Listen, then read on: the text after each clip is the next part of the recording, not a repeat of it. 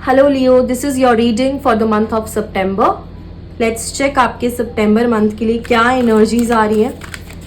I hope आपका सितंबर का month काफ़ी खुशियों से भरा रहे और आपकी सारी मनोकामनाएं, सारी विशेस पूरी हों।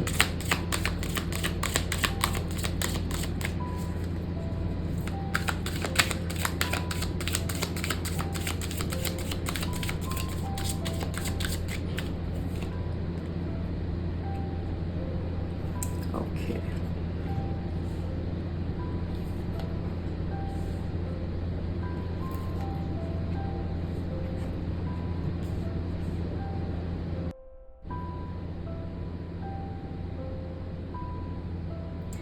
तो सबसे पहला कार्ड जो आपके लिए आया है फर्स्ट वीक ऑफ सितंबर के लिए वो है 10 of swords, that is rebirth card. Rebirth card हमें ये दिखाता है कि आपको ना जो आउटडेटेड फैशन है उसको छोड़कर जो नया आज के ज़माने में फैशन चल रहा है उसको अपनाने की ज़रूरत है। अब फैशन का मतलब सिर्फ फैशन नहीं है। जैसे अगर आप बिजनेस में हो तो अगर आपको अपने बिजनेस की ग्रोथ चाहिए तो कुछ ऐसा करो जो आज के टाइम में आपके बिजनेस को ग्रोथ दिला सकता है। वो पुराने मेथड्स को आपको छोड़कर आगे बढ़ना ही पड़ेगा, क्योंकि हम लोगों को टाइम के साथ बदलना आना चाहिए, टाइम के साथ ढलना आना चाहिए।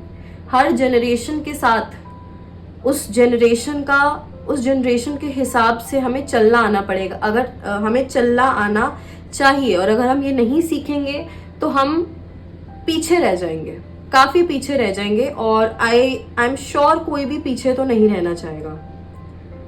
तो अपने प्रेजेंट करियर में कुछ नए मेथड्स को यूज करो, कुछ नई टेक्नोलॉजीज, कुछ नया मेथड, कुछ ऐसा करो जो अभी तक आप कर रहे हो उससे कुछ अलग हो, ठीक है, जिससे लोगों का ध्यान आपकी तरफ आए। के बाद सेकेंड वीक में हमारे पास आया है 3 ऑफ फायर। ये कार्ड आपको ये दिखाता है कि आपको अपने काम में पूरी तरीके से मेंटली भी और फिजिकली भी प्रेजेंट रहना है।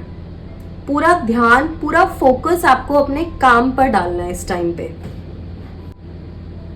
और अपने ना एक्सपीरियंसेस से आपको लर्न करना सीखना है। अगर कहीं पर आप फेल भी हो गए हो तो वहां पर आपको हार मान के नहीं बैठना है, बल्कि उस फेलियर को आपको एक एक्सपीरियंस समझना है, एक लाइफ का लेसन समझना है और उस लेसन को समझकर फिर आगे बढ़ना है और फिर से कोशिश करनी है, ठीक है। ये आपके करियर में, आपके प्रोफेशनल लाइफ में अगर आप ये चीज़ करते हो तो आपकी काफ़ी मदद होगी। इससे आप बहुत सारे एक्सपीरियंसेस गैदर कर सकते हो। अगर आपका जो आपने प्लान किया है अगर तो वो सक्सेसफुल हो जाता है तो that is a success, but अगर वो फेल हो जाता है तो दैट इज एन एक्सपीरियंस।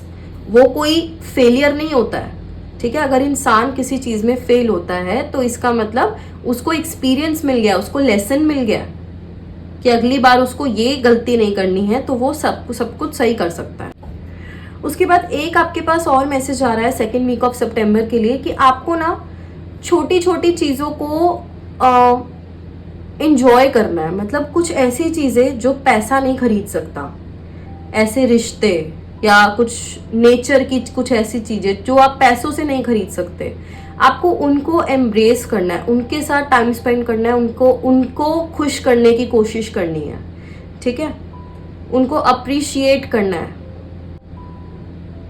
और अपने पार्टनर को लेकर आपको ना उनकी थोड़ी सी नीड्स को समझने की ज़रूरत है, उनके इमोशंस को आपको समझने की ज़रूरत है। अभी आप उनके इमोशंस और उनके नीड्स को नहीं समझ रहे हो, आप सिर्फ ये एक्सपेक्ट कर रहे हो कि वो आपको समझे। बट जब तक दोनों तरफ से ये चीज़ नहीं होगी तब तक रिलेशनशिप सेट नहीं होगा। और आपको ना दूसरों की बातें सुननी सीखनी पड़ेंगी। आप लोग किसी की सुनते नहीं हो, आप लोग सिर्फ बोलना जानते हो। और अगर कोई कुछ बोलने लग जाए ना तो आप अपने जजमेंट्स पास करने लग जाते हो, आप किसी को अपने सामने बोलने ही नहीं देते हो। तो सेकेंड वीक के लिए आपके पास यही मैसेज आ रहा है कि दूसरों की ना सुनो। हो सकता है किसी के कोई एक्सपीरियंस बताने पर आपको कुछ ऐसा लेसन मिल जाए जो आपको आगे लाइफ में हेल्प कर सके, ठीक है। इसके लिए आपको एटलीस्ट दूसरे का एक्सपीरियंस सुनना तो पड़ेगा, मगर आप अगर सुनोगे ही नहीं तो आप अपने ही दुनिया में रह जाओगे, ठीक है। और इसीलिए थर्ड वीक में आया है पार्टिसिपेशन। पार्टिसिपेशन मतलब बातचीत करो लोगों से, थोड़ा सा सोशल हो। और मैंने यहाँ पर भी आपको यही मैसेज दिया कि आपको टेक्नोलॉजी को यूज करने की जरूरत है। तो अगर आप थोड़ा सोशल होते हो, थोड़ा सोशल मीडिया को यूज करना शुरू करते हो, अपने काम को सोशल मीडिया के थ्रू बढ़ाना शुरू करते हो, या लोगों तक पहुंचाने की कोशिश करते हो, लोगों से राय लेने की कोशिश करते हो, उनसे सजेशन लेते हो, तो आपकी लाइफ में आधे से ज्यादा प्रॉब्लम्स तो ऐसे ही खत्म हो जाएंगी। थोड़ा सा अपना सर्कल को बड़ा करने की आपको जरूरत है,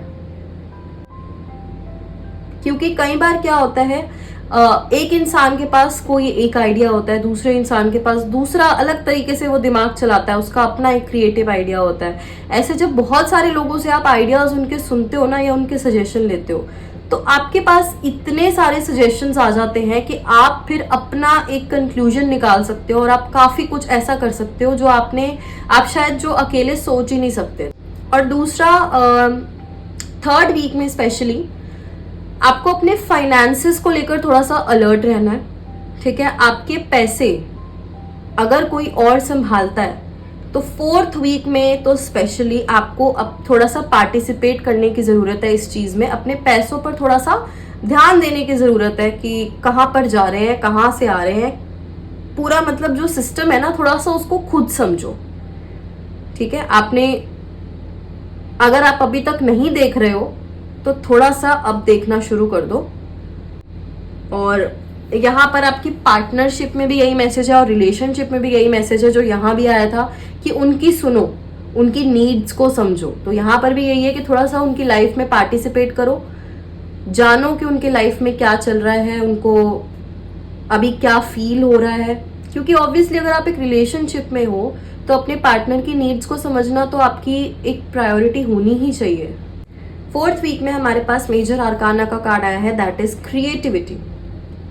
अब यहां पर भी यही है कि आपके करियर में या फिर आपकी पर्सनल लाइफ में जितने भी चैलेंजेस आ रहे हैं ना, उनको क्रिएटिव वे से ओवरकम करो।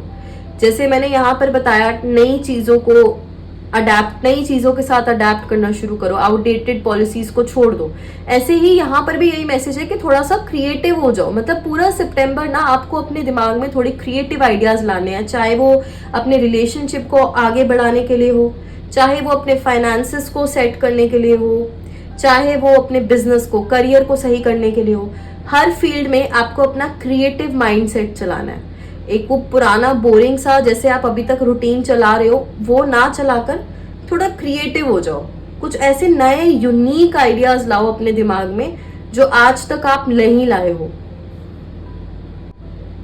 एक्सप्लोर करो, जितना एक्सप्लोर कर सकते हो उतना एक्सप्लोर करो, ठीक है। अपने रिलेशनशिप में नए नए तरीके ढूंढो कि आप कैसे अपने पार्टनर को खुश कर सकते हो, कैसे उनसे और ज्यादा अटैच हो सकते हो। कुछ क्रिएटिव आइडियाज लेकर आओ। और अपने ना एफर्मेशंस को थोड़ा बड़ा करो। एफर्मेशंस क्या होती हैं कि हम जो चीज इमेजिन करते हैं, जो हम इमेजिन करते हैं वो हमारे साथ हो सकता है। अगर मैं कुछ आज अच्छा इमेजिन कर रही हूँ कि फ्यूचर में मेरे पास ये चीज हो, ठीक है, फ्यूचर में मैं इस जगह इस मुकाम तक पहुंच जाऊं, तो मैं जो इमेजिन करती हूँ वो कहीं ना कहीं वो एफर्मेशंस मेरी यूनिवर्स तक जाती हैं, और वो फ्रीक्वेंसी, वो वाइब्रेशंस यूनिवर्स तक पहुंचती हैं, और फिर उनके सच होने की जो क्षमता है वो बहुत बढ़ जाती है। तो आपको क्या करना है, जो आप अभी सोचते हो ना, आप काफी कम सोचते हो अपनी फ्यूचर के बारे में, या सोचते ही नहीं हो, आप बिल्कुल ऐसा सोचते हो देखा जाएगा, ये मत करो। खुद से इमेजिन करो, ठीक है। आंख बंद करके सोचो, अपने आप को वहां देखो जहां आप खुद को सच में फ्यूचर में देखना चाहते हो। हर इंसान की कुछ ना कुछ चाह होती है, कुछ ना कुछ सपने होते हैं कि मुझे ये चीज करनी है या ये चीज मुझे चाहिए लाइफ में। तो उसके लिए आप एफर्मेशन जरूर करो, ठीक है। वो चीज सोचो जो आपको चाहिए, तो वो चीज आपकी जरूर पूरी होगी। So that's it for you. I hope ये रीडिंग आपसे रेजोनेट हो. I'll meet you in the next reading. Till then, bye bye.